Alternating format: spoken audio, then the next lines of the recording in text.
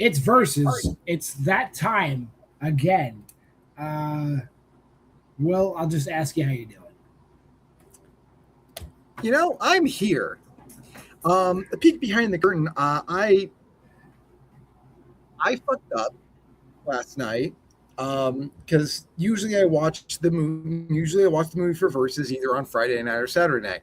I fucked up both nights, so I watched it today. Just like I finished just moments before we were taping this. And you know what? I was actually in a good mood. Not anymore. No. Yeah, we are talking about. I mean, you know what I was thinking? I was like, the brother from Family Matters needs a vehicle. He needs to show his acting chops. I didn't even read through the cast last week, but Darius McCrary is in Houndz from Hell, playing Extract, a pimp in a futuristic San Francisco, only because they tell us it's a futuristic San Francisco. And for our audience, no, this is not. There's not a mistake on the poster. The title actually does have a Z in it. Yeah. For some fucking reason, it has a Z in it. There's not another movie called Houndz from Hell with an S. Yeah. They're just being stylistic. That's Houndz with a Z because, you know, why do anything right? But it's not about rap, John. We had the rap. Had the rap film we watched been called Houndz from Hell with a Z, at least that would have made fucking sense. The funny thing is, the only urban thing about this film is the black guy? Is Darius McCrary playing a pimp, and he's only a pimp. Again, this is only San Francisco because they tell us it is. He's only a pimp because they tell us he is. I mean, he does hit a white woman a few times. But aside from that, he could just be a businessman. I don't know. He could either be he could be a businessman from from a Spike Lee film, or he could just be Shaft. We don't know. We don't know. But it doesn't matter because they don't care enough to explain anything in this fucking movie. This movie is supposed to be set over 150 years from now. But there is nothing aside from the fact that like there's technology that I feel like we're on the verge of right now. Like they're able to like access computers like this. Hey, what's this writing on the door? The air, which I feel we're very close to getting like by 2028.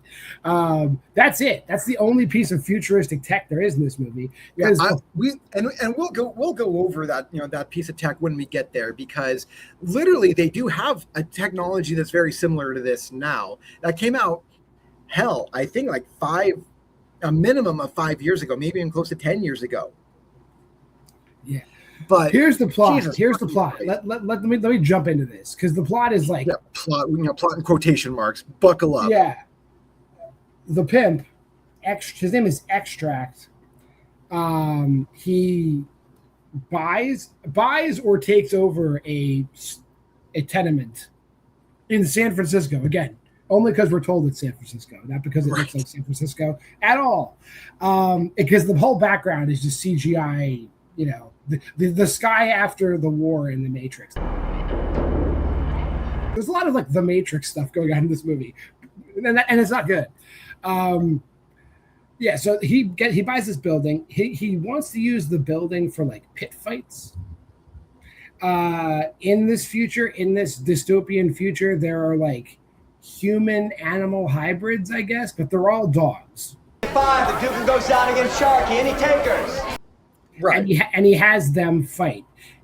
And like him just talking about the building, like they're in a room the size of this room. It's like, yeah, we'll do the preliminary fights in this room. Like there's no fucking room in here. The up and coming fighters can fight here.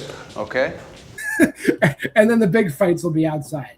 So that's it. But then in the basement of this building, there's a doorway to hell. It's like Lucio Fulci's The Beyond. Only worse.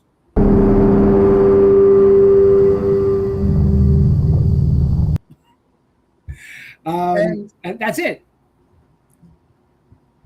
The funny thing is, the synopsis says like he opens the portal to hell. He does not. No.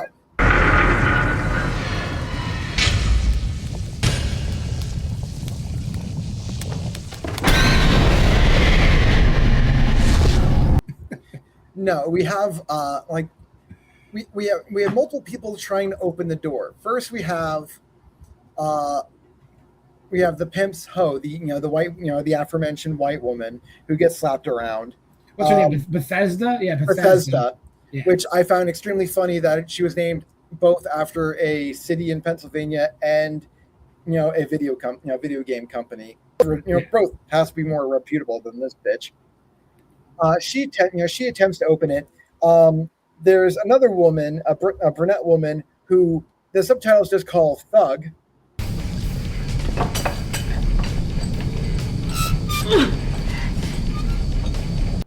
Yeah, she looks like a thug. She looks like Totally looks like a thug.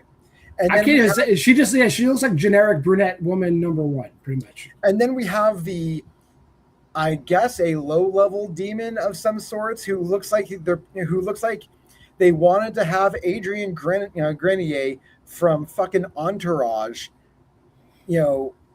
play this guy, but they found his body double from season 2 or something. And that's Orson. He's like the realtor. He's the one that sells. He's the one that brokers the deal to give Extract the building.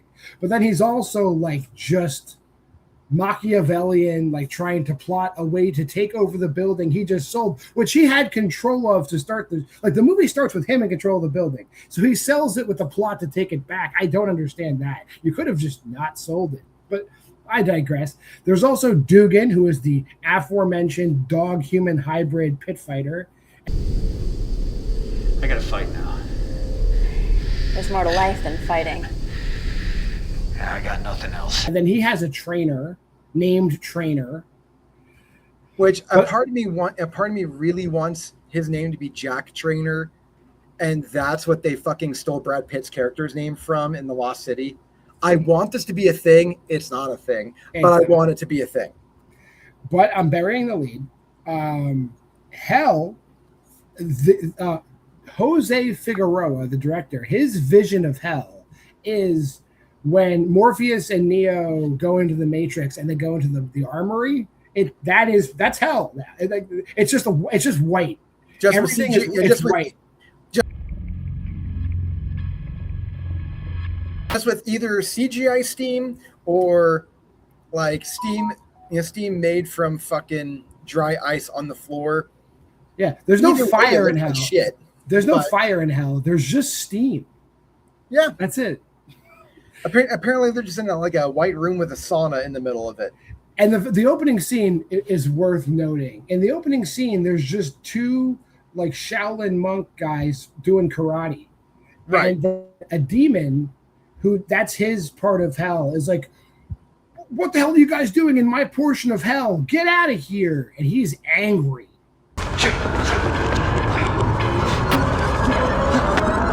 Enough! Get down!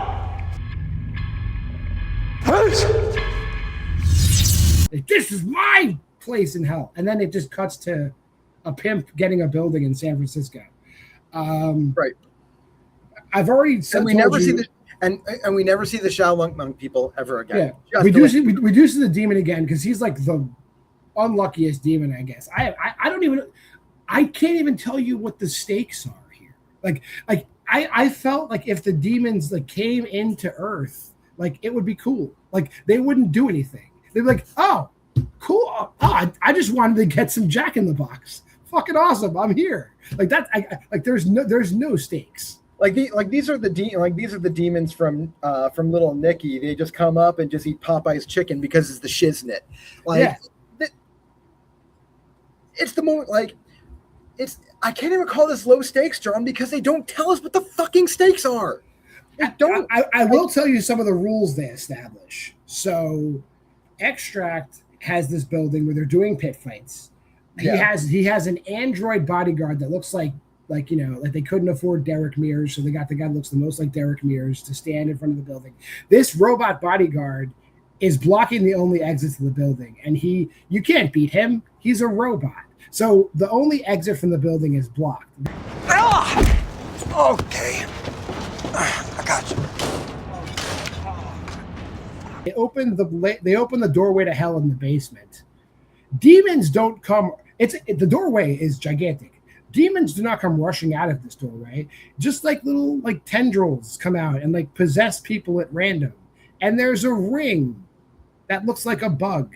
And halfway through the movie, Dugan isn't a dog anymore. He's just a guy whose face is bandaged. Oh, you earned some peace. You want to die anyway. That's right. Pick out a nice, cozy place. Because I guess their makeup budget ran out.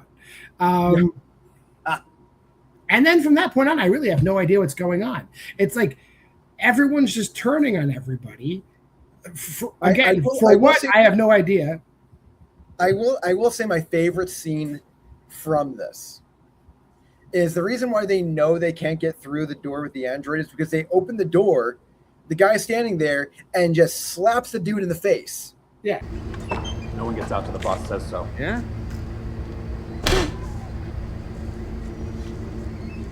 You can't get through that door. Doesn't punch him, doesn't warn him, just bit slaps him like he just had a slap, like he was Barney making the slap bet with Marshall. And they just close the door and go, all right, let's try the door from hell. I mean, you could go up to the second floor and just jump out the window. There's a million other ways out of this building, but like it's too different. There are windows on the first floor, John. Yeah, and then like is Bethesda in love with the dog guy? I don't know. She's definitely like flirting and teasing with the dog, the dog dude with Dugan, saying, hey, I want him to do me doggy style because I love it rough and shit because we need to establish that the white woman is a giant slut. You and the mutant dick bitch. Mutant curved spotted, doggy style. You know I like it rough. For no fucking reason. Yeah, so... Oh, also, okay, I'm forgetting the worst parts of this movie. So the only two things that happen when the portal opens is, A, Extract now becomes Extract wearing the mask from Creep.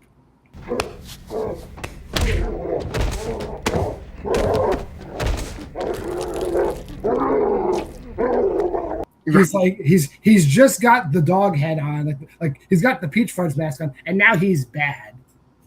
And also, there's a 2-dimensional CGI hellhound that just comes onto the screen. It's like, rah, rah, rah, and then people are like, ah, ah.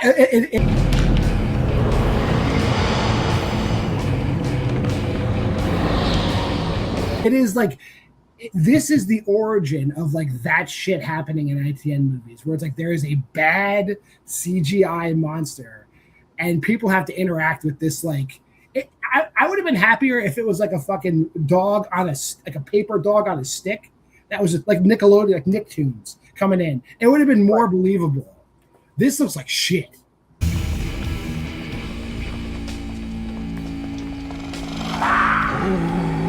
Yeah, no, this is definitely the beginning of the bullshit when it comes to bad CGI, where it's like they clearly like that had to be like a mandate, like that was like passed out in the memo. It's like from this point on, every film that we have has some level of just like prison work release bullshit CGI that we have to deal with. And yeah. If we have to have monsters, they have to be the worst CGI monsters. And I'm going to tell you how to act around this 2-dimensional fire dog.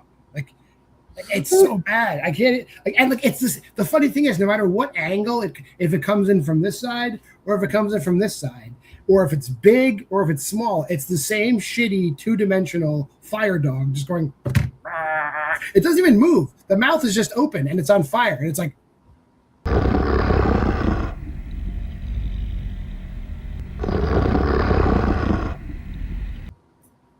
Especially, and it's bad, and it gets really like hilarious when the mouth is open, but they act like they're being bit.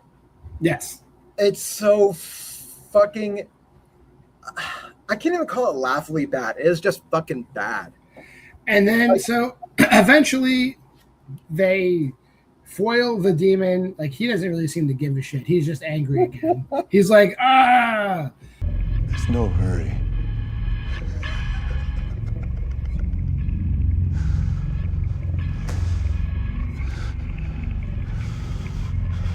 And now Dugan is in control of the tenement, and he's a human now.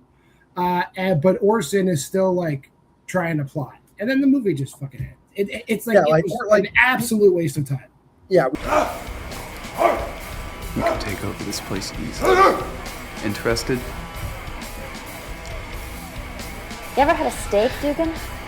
We see Orton, like, one of the last scenes we see before it closes on Dugan, who no longer has the dog face, just like perfectly like person face. I don't know how else to fucking phrase it, but we see the guy that, they see the demon at the beginning, because we know he's a demon because he has like weird looking horns and shit. He looks like they put some red makeup on his face, and he looks like he's been burned, I guess. Yeah, he's a demon, and he's bigger than everybody else.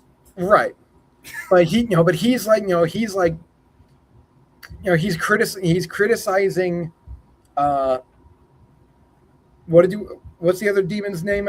I just forgot already. I know, like, Orson becomes the demon. Orson. That's the name. Okay. So this guy's criticizing Orson, and he goes, I'm gonna let you stew in this little hole for an eon, and then then I'm gonna roll out your punishment. And he just like kneels off the screen. Yeah.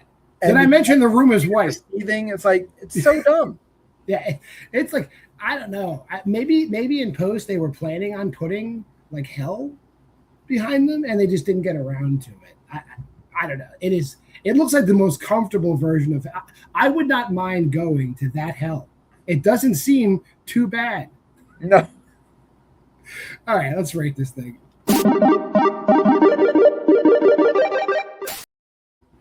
I'll go. This is first ballot contender for one of the worst movies we've ever seen here on Versus. I am at half star.